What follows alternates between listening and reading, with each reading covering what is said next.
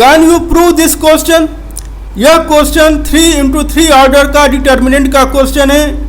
आपको प्रूव करना है this determinant equal to 4abc। इसमें R1 है a c a plus C, R2 है a plus B b a, और R3 है b b plus C c। तो आपको इस डिटर्मिनेंट की वैल्यू फाइंड करना है 4abc। So let's solve together. इसमें ये फर्स्ट रो है, यह सेकंड रो है, यह थर्ड रो है, यह फर्स्ट कॉलम है, यह सेकंड कॉलम है, यह थर्ड कॉलम है। तो फर्स्ट रो को हम लिखते हैं R1, ये R1 है। यह सेकंड रो को लिखते हैं R2, ये R2 है। यह थर्ड रो है, इसको लिखते हैं R3। उसी तरह से यह फर्स्ट कॉलम है, यह फर्स्ट कॉलम को लिखते हैं C1। यह सेकंड कॉलम है, इसको लिखते हैं C2। और ये है थर्ड कॉलम, तो इसको लिखते हैं C3।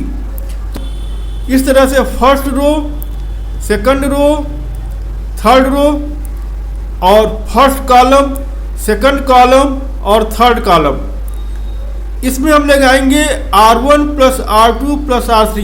मतलब यह है कि फर्स्ट रो में सेकंड रो और थर्ड रो को ऐड करेंगे। तो फर्स्ट रो ये है, सेकंड रो यह है और थर्ड रो ये है। तो इसमें हम ऐड करेंगे, किस में ऐड करेंगे? R1 में ऐड करना है हमको, R1 में ऐड करना है, यानी कि ऊपर वाला जो है इसमें हम ऐड करेंगे R2 को और R3 को। तो a प्लस में हम ऐड करेंगे a प्लस बी, तो आ जाएगा 2 time a plus be under the bracket. c में अब हम ऐड करेंगे b और b प्लस सी को, तो ये हो जाएगा c दो बार आया है, b 2 बार आया है, तो हो जाएगा 2 कॉमन b प्लस सी। उसी तरह से a प्लस सी में हम ऐड करेंगे a और c को, तो a और a 2 बार आया है, c और c 2 बार आया है, तो 2 कॉमन ले लिए, ब्रैकेट बना दिए, c प्लस a हो गया।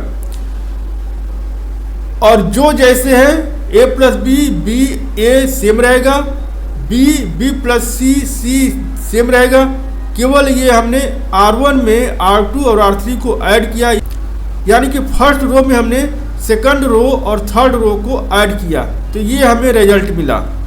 अब हमें जो नया डिटर्मिनेंट मिला उसमें 2 कॉमन है, यानी कि फर्स्ट रो में, ये फर्स्ट रो है R1, इसमें 2 कॉमन मिल रहा है। तो अगर फर्स्ट रो में कॉमन मिल रहा है तो हम उस कॉमन को बाहर कर देते हैं, तो 2 बाहर हो गया, तो बच जाएगा a plus B plus C plus A, और बाकी सब में कोई चेंज नहीं होगा, जो जैसे है वैसे ही रहेगा। तो हमें एक नया डिटर्मिनेंट मिल गया a plus B plus C plus A plus B A B plus C A. अब हम इसमें एक रूल लगाएंगे R1 माइनस R2। R1 में से R2 को माइनस कर देंगे। R1 कौन सा है? R1 ये है और R2 ये है। तो हम R1 में से R2 को माइनस करना है, R1 में से R2 को माइनस करना है, यानी कि इसमें से a प्लस बी में से a प्लस बी माइनस करेंगे, 0 हो गया। b प्लस सी में से माइनस करेंगे b को, तो b से b कैंसिल हो जाएगा, केवल c बचेगा, c हो गया। c प्लस a में से a को माइनस करेंगे, तो a से a कैंसिल हो जाएगा, केवल c बचेगा, तो 0 c और c मिल गया। और बाकी सभी जो जैसे है वैसे रहेगा, कोई चेंज नहीं होगा। a प्लस बी सेम है वैसे रहेगा, b सेम है वैसे रहेगा, a सेम रहेगा वैसे, b जैसे है वैसे रहेगा, b प्लस सी जैसे वैसे रहेगा, c जैसे है वैसे रहेगा।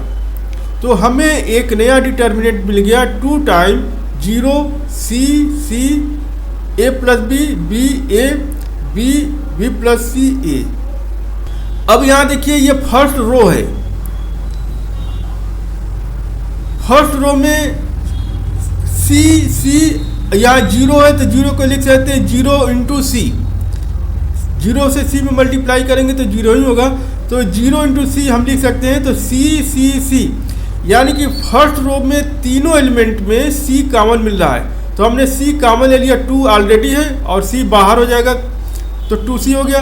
तो बच जाएगा यहाँ पर 0, यहाँ बच जाएगा 1, यहाँ बच जाएगा 1 और बाकी जो एलिमेंट है जैसे है वैसे ही रहेगा। a प्लस बी जैसे है वैसे रहेगा, b जैसे है वैसे ही रहेगा, a जैसे है वैसे रहेगा, b जैसे है वैसे रहेगा, b प्लस c जैसे है वैसे रहेगा, c जैसे है वैसे रहेगा।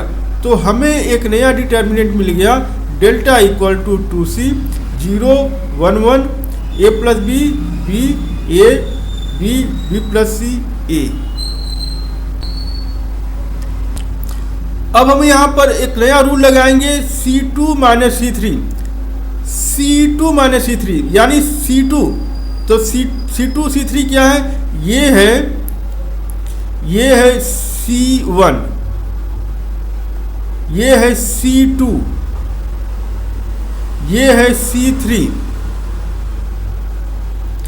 तो C2 में से C3 माइनस करेंगे, यानी कि यह C2 है, C2 में से C3 माइनस करना है, C2 में से, यानी कि ये C1 है जैसे वैसे ही रहेगा। तो 0 a plus B B 0 a plus B B same रहेगा, इसमें कोई चेंज नहीं होगा।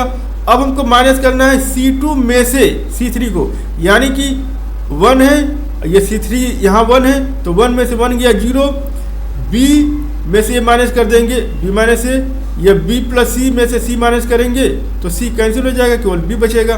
तो ये हो गया C2 माइनस C3, C2 में से C3 को माइनस कर दिए, और ये है C3, तो C3 जैसे है वैसे रहेगा, कोई चेंज नहीं होगा, 1ac जैसे है वैसे ही रहेगा। अब हम यहाँ इस डिटर्मिनेंट में देख रहे हैं कि यह पहला एलिमेंट 0 है, दूसरा एलिमेंट 0 है, तीसरा एलिमेंट केवल 1 है। तो इससे हम एक छोटा सा डिटर्मिनेंट बना लेंगे। कौन कौन सा? इसको लेकर के एक छोटा सा डिटर्मिनेंट बना लेंगे, क्योंकि हमें एक छोटा सा डिटर्मिनेंट मिल जाएगा। 2c जैसे वैसे रहेगा, a plus B B minus A और b b से हम एक नया डिटर्मिनेंट बना लिए। अब इस डिटर्मिनेंट को सॉल्व करेंगे। 2c हमने लिख दिया। अब इसको सॉल्व करने के लिए तरीका है कि हम इसका मल्टीप्लाई इसमें करते हैं और इसका मल्टीप्लाई इसमें करते हैं, क्रॉस मल्टीप्लाई। तो a प्लस बी का मल्टीप्लाई b में करेंगे, b इंटू ए प्लस बी, माइनस होता है माइनस लिखे, और b का मल्टीप्लाई b माइनस ए में करेंगे। 2c अब ब्रैकेट को ब्रेक कर देंगे, ab हो गया, फिर प्लस बी स्क्वायर हुआ, माइनस बी स्क्वायर हुआ, माइनस से ये माइनस प्लस हो जाएगा, b इंटू ए ab हो गया। बी स्क्वायर और माइनस बी स्क्वायर कैंसिल हो गया, बचा ए बी और प्लस ए बी 2ab, और ये c बचा हुआ है 2c, तो ये हो जाएगा 4abc। यही प्रूव करना था। इसी तरह का वीडियो देखने के लिए प्लीज़ मेरे चैनल को लाइक कीजिए, सब्सक्राइब कीजिए। Thank you.